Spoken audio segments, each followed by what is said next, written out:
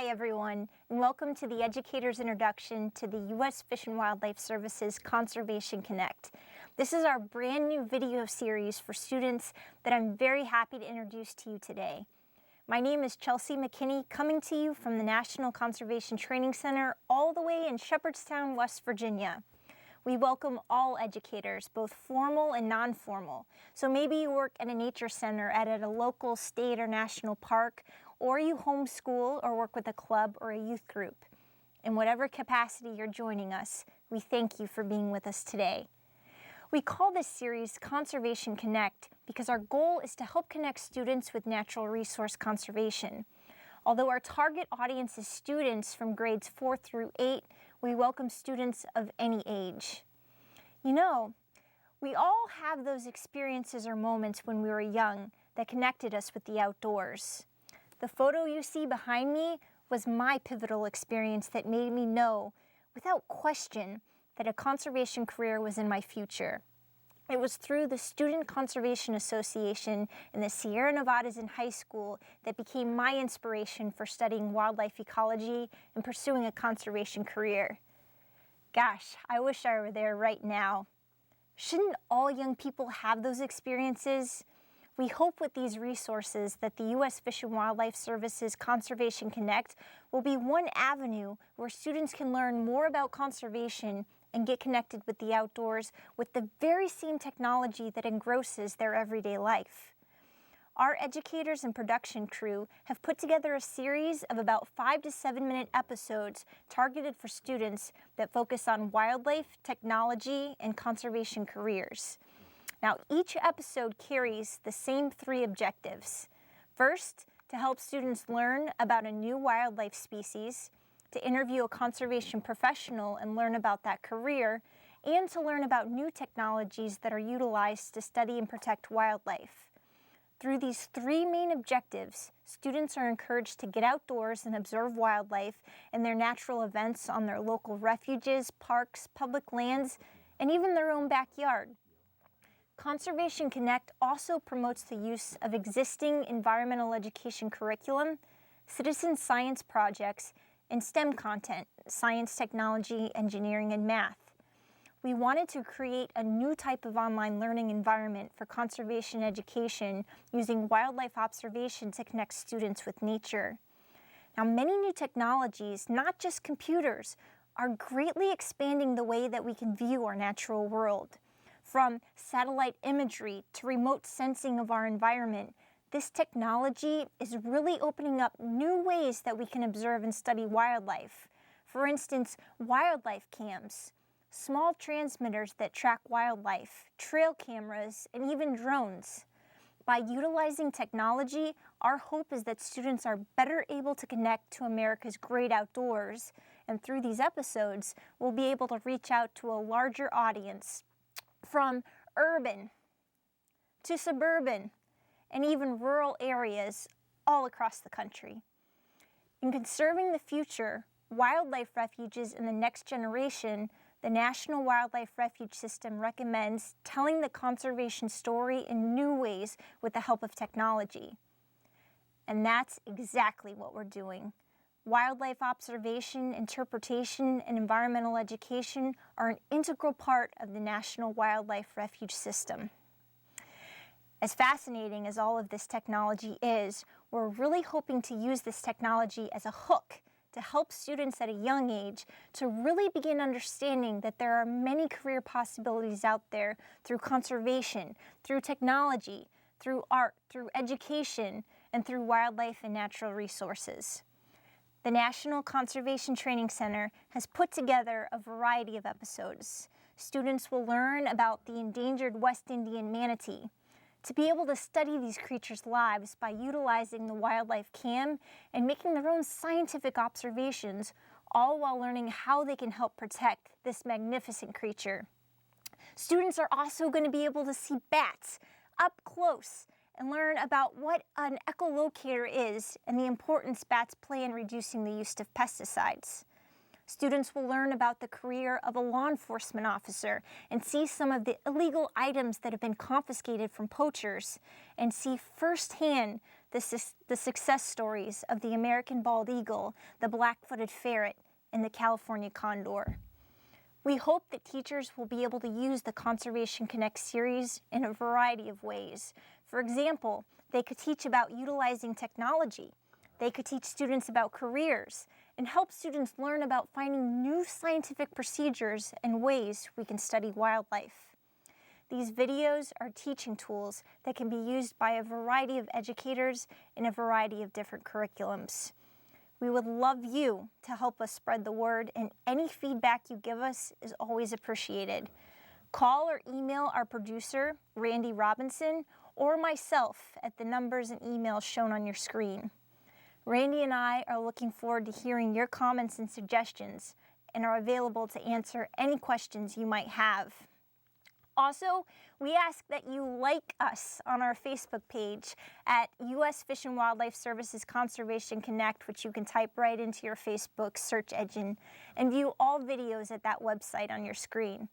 And remember, new videos will be added every single month. Up next, we'll give you a sample of some of the episodes that have been created. We hope you enjoy.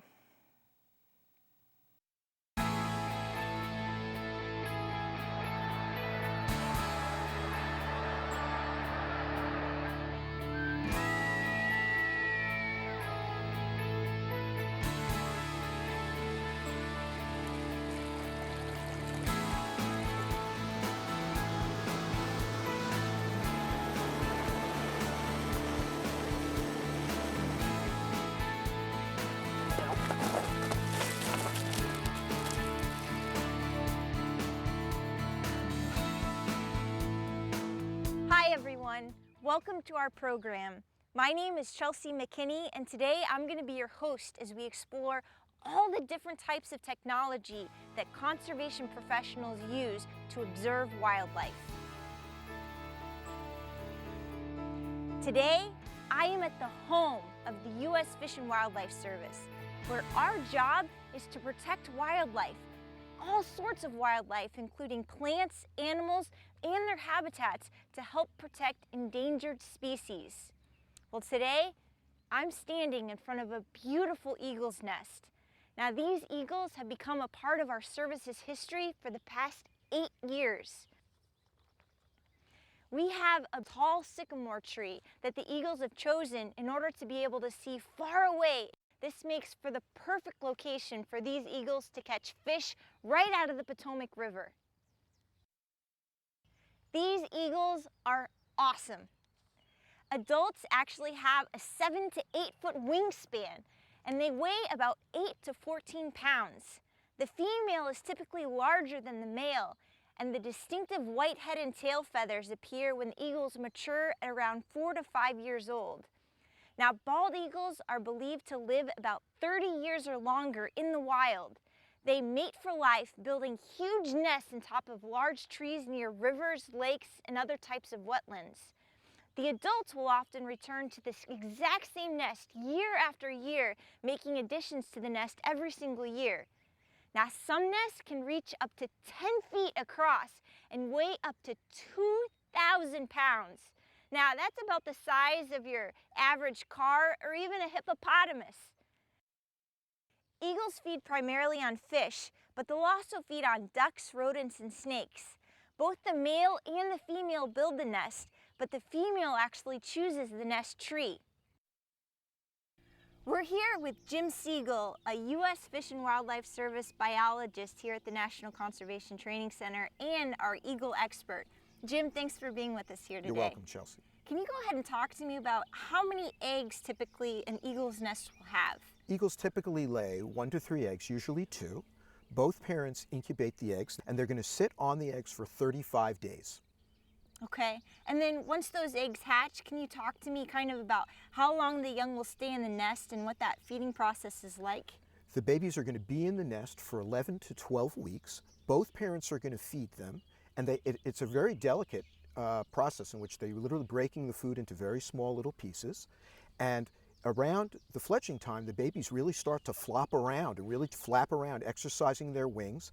And As soon as they leave the nest, they're going to be staying in the area for 6 weeks, still being fed by their parents, and they learn to both fly and feed on their own. Jim, why were the bald eagles an endangered species, and why and how have they become such a conservation success story today? Eagle populations started to decline severely in the 1940s because of the invention of DDT, a very strong pesticide. It caused the eagles' eggs to thin, and they weren't able to hatch their eggs. Starting in 1978, the eagles were put on the endangered species list as the population had declined to about 450 pairs in the lower 48 states. The pesticide DDT was banned because of its impacts on birds and other wildlife. By 1995, because of the ban on DDT, the eagle population had recovered significantly, and there was about 95,000 birds around that time period. In 1997, the eagles were delisted to threatened.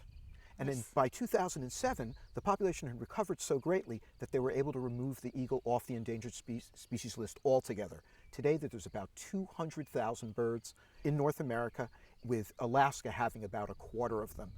Awesome. Well, Jim, thank you again so much for being here with us today. You're welcome. It was fun.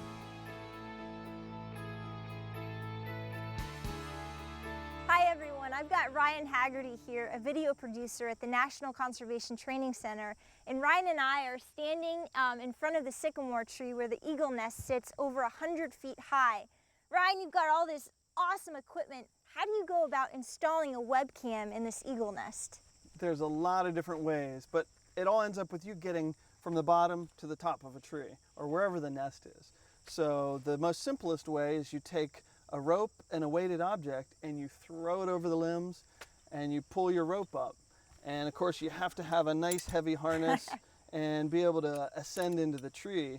A very cool way to get into the tree as well is to use a bow and arrow, and Nice.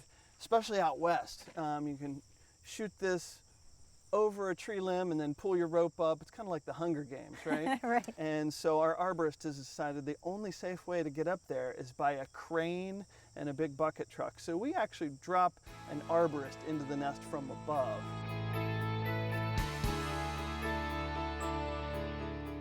It has to be clean, so every year someone has to get up there and clean that camera, readjust it. That's very cool. Ryan, thank you so much for sharing this with us. Thank we really you. appreciate it. There are a variety of reasons we use cameras in wildlife study. Some cameras are set up for law enforcement to catch poachers who take wildlife illegally. Others are for biological purposes to see animal behaviors and feedings that we could never see otherwise. Other biologists can use this technology to track migration, like with a pod of dolphins. Our Eagle camera, for instance, is being used for educational purposes. We're going to give you a taste of all of this, and we'll talk to a variety of different people working in a variety of different careers, all helping wildlife in some form from all over the world. We'll look forward to being with you next episode as we venture in and see the endangered manatee up close and personal at Crystal River National Wildlife Refuge in Florida. Thank you all so much for being with us today. We'll see you next episode.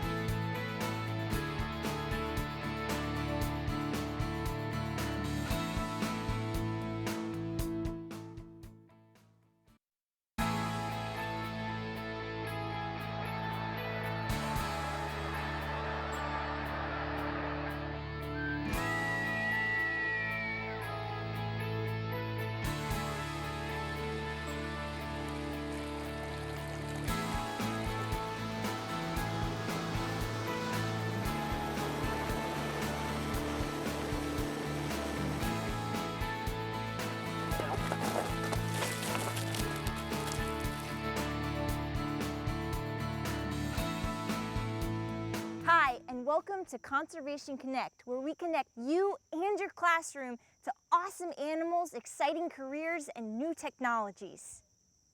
Today, we're going to take an electronic field trip all the way down to Florida to Crystal River National Wildlife Refuge, a place that was created for the protection of the endangered West Indian manatee. This unique refuge preserves the last unspoiled and undeveloped habitat in Kings Bay, which forms the headwaters of the Crystal River. The refuge preserves the Warm Water Springs Sanctuary, which provides important habitat for the manatee populations that migrate here every single winter. Now, in the winter, Kings Bay's Warm Water Springs hosts the largest natural population of manatees in the entire state of Florida. Manatees, which are sometimes called sea cows, are very gentle creatures who are herbivores, which means they only eat plants and vegetation. Now, just like whales and dolphins, these water creatures are mammals, which means they have to come up to the water surface to get air. They only have to come up to the water surface about every 20 minutes. Now, how long do you guys think you could hold your breaths for? Probably not more than a minute. You see, when sailors were at sea for a long period of time, they actually believed they saw mermaids, which some people now believe were probably manatees. Crystal River National Wildlife Refuge has installed an above-water webcam in order to allow visitors and people from all around the world that otherwise would never be able to see a manatee up close and personal to be able to observe the manatees in their natural habitat and allow them to feel like they are right there. The camera allows the public to become educated about why it's so important that these species be protected. They are gentle animals, and it only becomes more evident when you can see them and spend time with them either physically or virtually. Today I'm here with Vicente, and he's come all the way up from Florida at Crystal River National Wildlife Refuge to be with us here today at the National Conservation Training Center right on the Potomac River. Ivan, thank you so much for being here today. My pleasure to be here this morning. And I hear you are a visitor service specialist and environmental educator. Can you tell me a little bit about what you do there? Well, we mainly want to educate people about what manatees are doing and how to protect them, how to actually live and coexist with them. So there's a lot that goes along with that, mainly from environmental education to children and then also adults that come to visit this incredible place to swim with the manatees. So before people swim with manatees, we want to make sure that people understand the rules and behave responsibly. Sure. Now you get to work with these manatees all the time. How big are these guys? Well, 13 foot long, and to just give you perspective on how big that is, if you look at a basketball hoop, it'll be 3 feet even taller than a basketball hoop from the floor, so pretty big. Wow. And now these manatees are an endangered species. Why is it that they're endangered? What's going on? Well, unfortunately, manatees actually live in the same place where boaters roam, the same traffic areas where a lot of boaters are speeding, and a lot of manatees then unfortunately get hit by boats. But that is not the main reason. The main reason is actually cold stress. Manatees need thermal areas to survive the winters. They're in Florida. It gets pretty cold in Florida, so it's not the sunshine state all year round. So manatees must seek a spring area, and sometimes they don't get there in time to where the springs are. And where I work is where the springs are. That's where they winter, where they spend the winter. So a lot of them, they suffer hypothermia and they get too cold, and they unfortunately, some of them die. Oh, it's too bad. How many are left right now? Well, great numbers, over 4,000 manatees. And 20 years ago, we had just above 2,000, so the population has doubled in 20 years. Wow, that's great to hear.